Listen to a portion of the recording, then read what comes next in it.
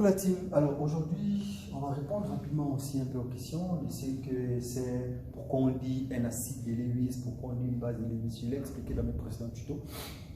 C'est quoi un acide de Lewis? C'est quoi une base de Lewis? Un acide de Lewis, c'est une espèce chimique qui a une lacune électronique.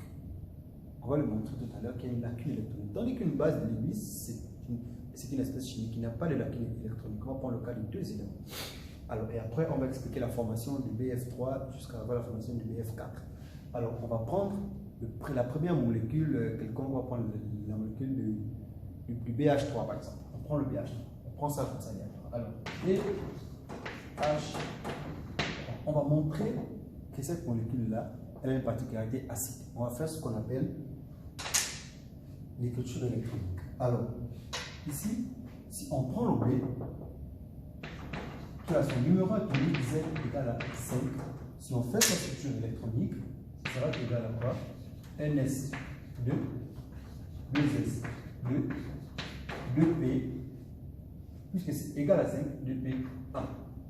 Ça c'est la sous-couche S, la sous-couche S et la sous-couche P. La sous-couche du cœur et la sous-couche du valence. Alors, si on prend pour l'hydrogène, H, son Z est égal à 1. Je vais répéter que Z, c'est la position de l'élément dans le tableau périodique. Z égale à 1. C'est que sa structure électronique, ça va simplement NS1. Il y aura 3 électrons, 3 atomes d'hydrogène. Donc je vais faire ici ce qu'on appelle les cases quantiques, pour pouvoir modéliser selon la structure de Lewis. Alors les cases quantiques, c'est ça, vont nous donner voilà. La case NS. Passe la case NS, passe la case 2S, et ici c'est la case 2P. Alors 2S passe la 2P. Alors dans la case 2S, NS, ce sont les deux électrons ici que je vais matérialiser. Je vais les mettre de façon contraire pour respecter les spins. Dans la case 2S ici, ce sont également les deux électrons ici que je vais mettre. Toujours pour respecter les spins. Or, dans la case 2P, elle est divisée en 3. Elle a la première partie, elle a la deuxième partie. Ok? Alors, dans la 2P ici, il n'y a qu'un seul électron. Je vais matérialiser en une flèche. Alors, on remarque quoi? On remarque que la sous-couche S, elle est pleine à 2. La sous-couche S, elle est pleine à 2. Et la sous-couche P, il n'y a qu'un seul électron. Or, elle doit être pleine à 6. On se rend compte qu'ici, il n'y a pas un électron qui manque. Ici, il y a un électron qui manque. Ici, il y a un électron qui manque. Donc, ce vide-là cause ce qu'on appelle la lacune électronique. La lacune électronique. C'est de cette lacune électronique-là que l'on dit que la molécule-là, elle est acide. Si on prend la case quantique de l'hydrogène, c'est juste une sous-couche. La sous-couche S.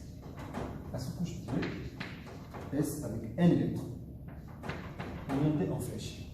Alors, si je fais la reproduction, la représentation, je prends l'atome de bord B, ici. Je prends l'atome de bord, je prends les électrons là que je mets autour.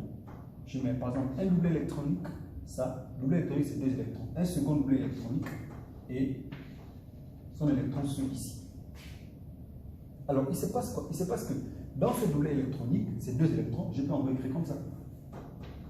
Un électron là, un électron là. Et ici, un électron là, un électron là. Ce qui fait que les 3 atomes d'hydrogène, quand ils vont venir s'allier, ils vont faire quoi? Chaque atome d'hydrogène va venir se mettre, piquer un électron. Lui, il va prendre là, en exemple. Lui, il va prendre là, en exemple.